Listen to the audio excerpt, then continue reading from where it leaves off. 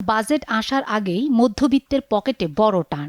আজ ১ জুন থেকে petrol, octane আর কেরোসিনের দাম লিটারে আরও ৫ টাকা বাড়ল। নতুন দাম অনুযায়ী অকটেন ১৪৫, পেট্রোল ১৪০ আর কেরোসিন ১৩৫ টাকা। তবে ডিজেলের দাম অপরিবর্তিত আছে।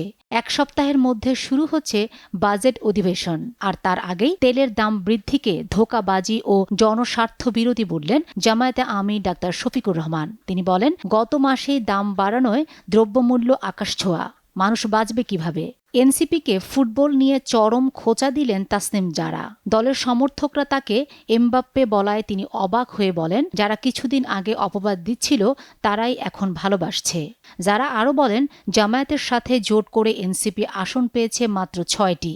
তারা পিএসজি হয়ে কি করে? আর ওনার ভরসা ঢাকার ৯-এর ভোটাররাই হলো আসল রিয়াল মাদ্রিদ। আমরা পাকিস্তানের নিরাপত্তার জন্য কারো দাস দাসী হতে চাই না, আবার ভারতেরও কোনো পুতুল রাষ্ট্র হতে চাই না, এমনটা স্পষ্ট জানালেন এনসিপির মুখ্য সমন্বয়ক নাসিরুদ্দিন পাটোয়ারি। তিনি বলেন, সংগ্রাম মানে পরগাছা হওয়া নয়, নিজের শিকড়ে দাঁড়ানো। যারা অহংকারে অন্ধ হয়ে ইতিহাসের ইশারা বোঝে না, তারা জাতিকেও পিছিয়ে দেয়। বিএনপি নেতা রাশেদ খান দাবি করেছেন যে আসিফ মাহমুদের দুর্নীতির কারণেই নাকি জামায়াতে আমির তাকে ঢাকা ১০ আসন ছাড়েননি। শুধু তাই নয়, ডিসি কেলেঙ্কারিতে সার্জিস ও হাসনাতের নাম জড়িয়েছেন এবং নাসিরুদ্দিন পাটোয়ারির বিরুদ্ধেও টাকা পয়সার লেনদেনের ওপেন সিক্রেট অভিযোগ তুলেছেন। সত্য নাকি অপপ্রচার?